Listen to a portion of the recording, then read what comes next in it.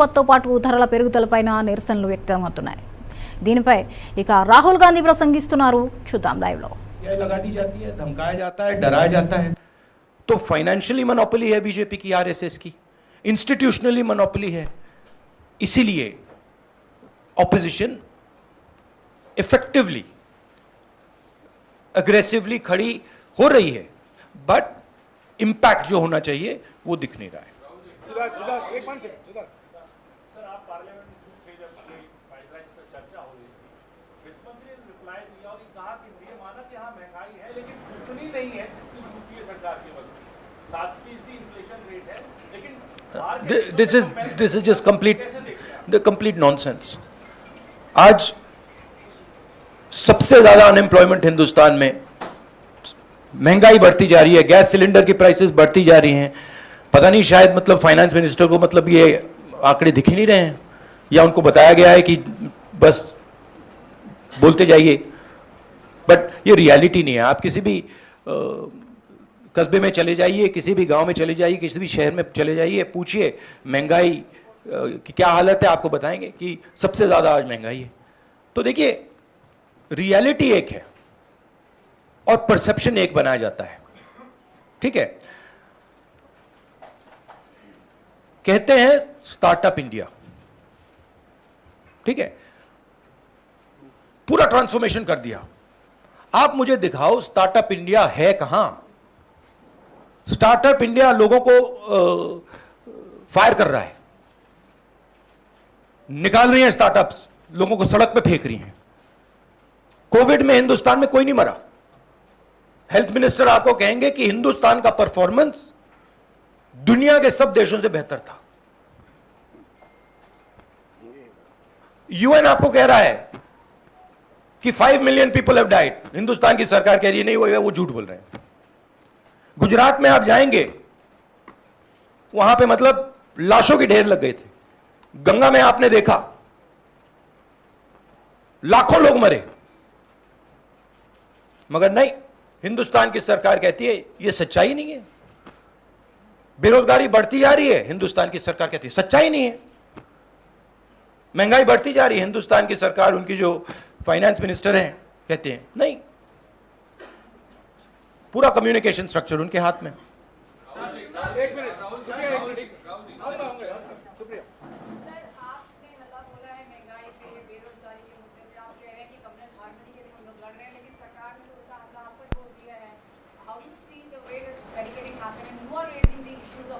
I understand one thing very clearly. The more I raise people's issues, the more I tell the truth in front of you, the more I will be attacked by the government. It's a simple thing. जितना मैं सच्चाई बोलूंगा, उतना मेरे ऊपर आक्रमण होगा। मेरी प्रॉब्लम यह है कि मैं सच्चाई बोलता हूं, मैं डरता नहीं हूं। तो मैं अपना काम करूंगा, लोकतंत्र के लिए खड़े होने का काम करूंगा, महंगाई का मुद्दा उठाने का काम करूंगा, बेरोजगारी का मुद्दा उठाने का काम करूंगा, और मेरे ऊपर और आक्रमण होंगे। यह सच्चाई है। और जो धमकाता है वो डरता है। ये बात आप समझ लीजिए, तो डरता है वो धमकाता है। किससे डरते हैं? जो आज हिंदुस्तान की हालत है उससे डरते हैं। जो उन्होंने वायदे किए थे, जो उन्होंने पूरे नहीं किए, उससे डरते हैं। महंगाई से डरते हैं, बेरोजगारी से डरते हैं, जनता की जो शक्ति है उससे डरते हैं।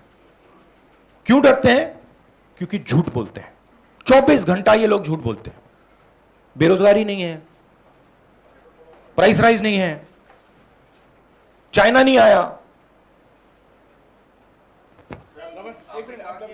राजनीतिक दल को डराने की कोशिश सरकार के द्वारा होती है, वो डराने की कोशिश तो आपको, सोनिया जी को, कांग्रेस पार्टी को भी हो रही है। उस डर को किस तरीके से मुकाबला करेंगे? डर है ही नहीं, मुकाबला करने की क्या जरूरत है ही नहीं डर। किस चीज से डरना? डर नहीं। एक मिनट मौसम मैं आ रहा हूं। राहुल, ये लगातार कहा जा रहा है कि महंगाई बहाना है, दरअसल आप लोग का निशाना ईडी है। और दूसरा, एक तरफ जहां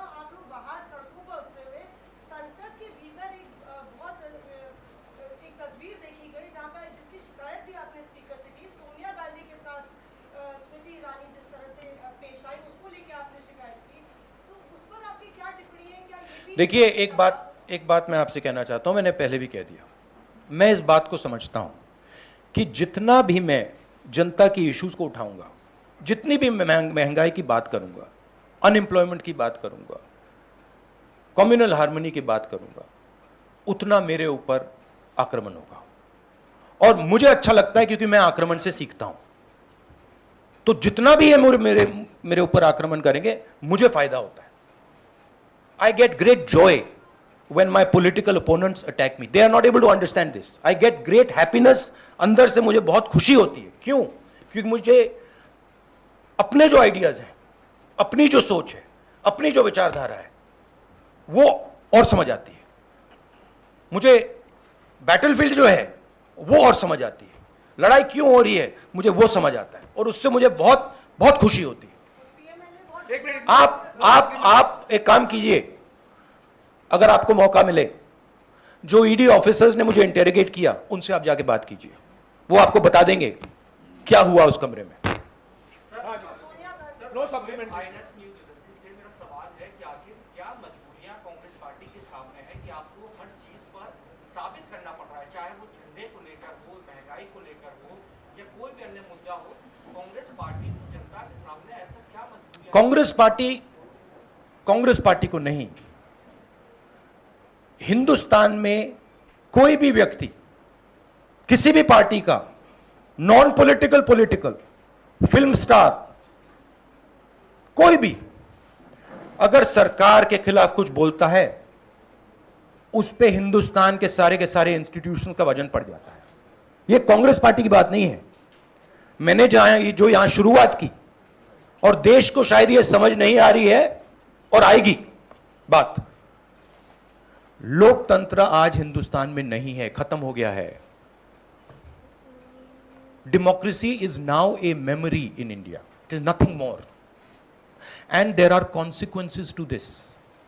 you will see there are going to be devastating consequences to this, because the people of India are not just going to keep quiet.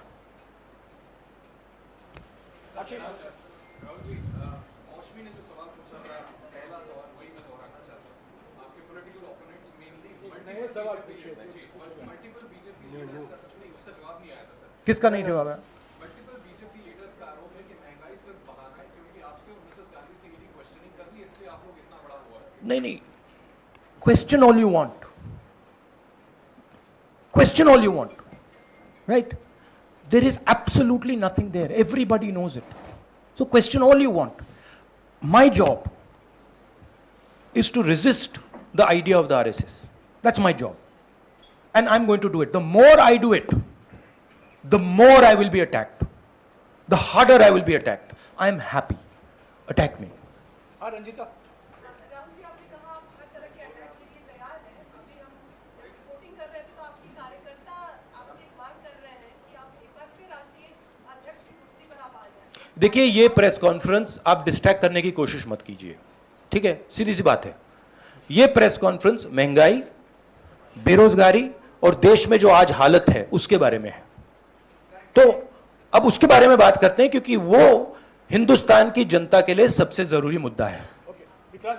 Sir, Sonia Gandhi ने कहा कि मैं इंदिरा गांधी की बहू हूं, किसी से नहीं डरता। आपने कहा कि मैं नरेंद्र मोदी से नहीं डरता। तो क्या नरेंद्र मोदी आप लोगों को डरा रहे हैं? कोई तरीका आपको लगता मैंने आपको बोला डर नहीं है। है? क्या डरा रहे हैं? वो डराने की कोशिश करें, करते जाएंगे, कोई फर्क नहीं पड़ता। एक मिनट, एक व्यक्ति सवाल पूछेंगे प्लीज। नहीं, देखिए, ये एक बात समझिए, ये गांधी परिवार पे अटैक क्यों करते हैं? ये गांधी परिवार पे इसलिए अटैक करते हैं क्योंकि हम एक विचारधारा के लिए लड़ते हैं, और हमारे जैसे देश में करोड़ों लोग हैं। हम लोकतंत्र के लिए लड़ते हैं, हम कम्युनल हार्मनी के लिए लड़ते हैं, और सालों से लड़ रहे हैं। यह सिर्फ मैंने नहीं किया, सालों से हो रहा है। जान दी है मेरे परिवार ने। यह हमारी जिम्मेदारी है, रिस्पॉन्सिबिलिटी है, जो भी आप कहना चाहो, क्योंकि हम इन विचारधाराओं के लिए लड़ते हैं। जब हिंदुस्तान को बांटा जाता है, हिंदू मुसलमान को लड़ाया जाता है, हमें दर्द होता है। जब किसी को दलित कह के मारा जाता है, पीटा जाता है, हमें दर्द होता है। जब किसी महिला